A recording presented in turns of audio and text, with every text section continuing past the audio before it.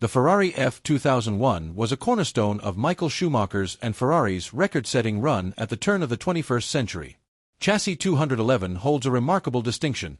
It's the only Ferrari with which the German won both the Monaco Grand Prix and the Drivers' Championship in the same season. That same year, Scuderia Ferrari also clinched the 2001 Constructors' title. A two-time Grand Prix winner with a brace of world titles to its name, Chassis 211 stands among the most significant race cars of the modern era. Speaking from a hospital bed in Northampton with a temporary metal plate in his broken right leg, Michael Schumacher reckoned he was lucky to be alive after a rear brake failure hurled him into a tire wall on the opening lap of the 1999 British Grand Prix. Less than 2 years later, Sunday afternoon dominance had become routine, including his crushing performance at the 2001 Monaco Grand Prix.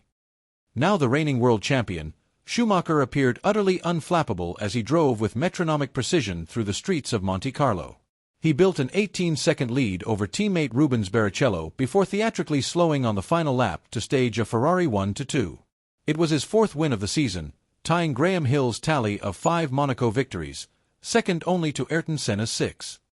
Monaco 2001 was not only a race steeped in tradition, having featured in the inaugural 1950 World Championship, but also one of attrition.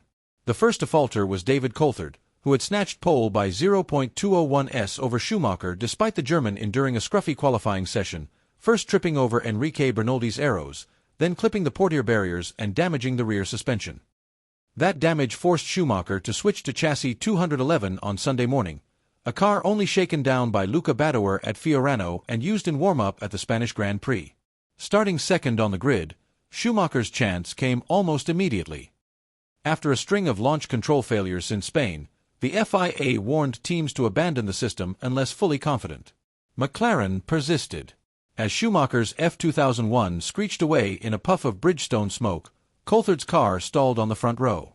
His onboard system detected an anomaly and killed the engine, leaving him to pound the steering wheel in frustration and start from the back. Schumacher moved quickly to the inside and led into Saint-Devote, ahead of Mika Hakkinen and Barrichello. As Jos Verstappen tagged Nick Heidfeld in the mid-pack shuffle, Schumacher extended his lead to 1.2 seconds by lap 1, then 1.6s by lap 2. Hakkinen, heavy with fuel, struggled to fend off Barrichello in the lighter Ferrari. By lap 8, the Finn found his rhythm. He closed the gap with fastest laps, bringing the deficit to just 1 second by lap 12. Then came disaster. Hakkinen lost more than 7 seconds in one lap, allowed Barrichello past, and pitted. "I didn't hit a barrier or anything," he said later. "It was just pulling very heavily to the right. Extremely unusual." For McLaren, things got worse. By lap 25, Schumacher was lapping Coulthard, who remained trapped behind Bernoldi's aeros. Exiting the Nouvelle chicane, the Scot moved aside as Schumacher swept by. A metaphor for Ferrari's ascendancy and McLaren's unraveling. The wail of the 820 brake horsepower Ferrari Type 050 V10 echoed through the high rises of Monte Carlo as Schumacher danced over the bumps and imperfections. He pitted on lap 55 for a flawless 7-second stop, temporarily handing the lead to Barrichello, who pitted 5 laps later, restoring the order. The F2001, in its highest downforce Monaco configuration, was a revelation. Lighter than its predecessor, Ferrari had flexibility to redistribute ballast to suit every circuit. Schumacher ticked off the remaining laps with grace. Starting the final tour with a 4.4-second margin, he slowed deliberately through the final sector, allowing Barrichello to close up for a staged 0.431s Ferrari 1-2 finish, a show of dominance. After Monaco, chassis 211 was relegated to backup duty. It traveled to Canada as a spare and was pressed into action for Barrichello in qualifying after a brush with the Wall of Champions in chassis 212. Despite adjusting to a setup meant for Schumacher, the Brazilian qualified a respectable 5th. Schumacher himself drove chassis 211 during Sunday warm-up, then finished second in the race, behind his brother Ralph, in a historic 1-2 for the Schumacher family. The car reappeared for warm-up runs at the European and French Grands Prix before Schumacher returned to chassis 210. But when a gearbox issue surfaced on the parade lap at Hockenheim, 211 was recalled, only to retire with a fuel pressure fault. Hungary, another high downforce circuit, marked 211's return to the spotlight.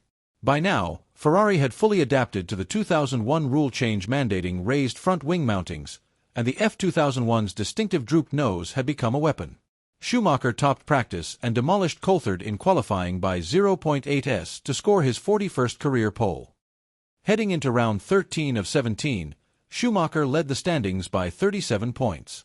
He would lead 71 of 77 laps, surrendering first place only during pit stops.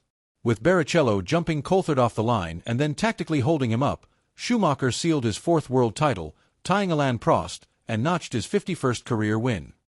He also became Ferrari's first back-to-back champion since Alberto Ascari in 1952-53.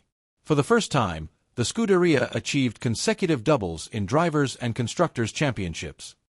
Chassis 211's final race weekend contribution came at Spa, where it carried Schumacher to third on the grid before bowing out in quiet retirement.